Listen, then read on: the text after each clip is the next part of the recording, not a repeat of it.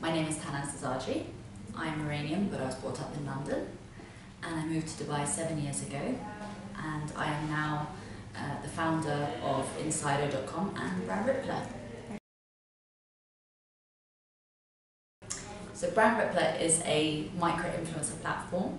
So we enable brands to partner with some of the top performing talents across the MENA region, from creating the campaign to reviewing their posts to tracking performance and enabling brands to be able to see who are the best performing influencers for their brand. So yeah, the industry for influencers is booming because, to be honest, that's where we spend all our time nowadays, on social media. The key thing when you're deciding whether to work with influencers is, firstly, does it make sense? Does it fit with the campaign or your brand direction? Because if it isn't the right fit, there's often very negative feedback. Also, be very careful to check the audience data of the influencer. For instance, there's a lot of fashionistas with mostly male audiences, so you're better off giving them a shaving foam than a lipstick.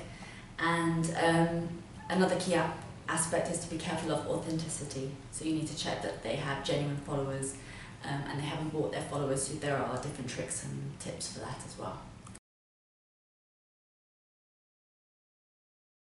In 2019, I think the industry will continue to grow quite quickly, especially in the MENA region.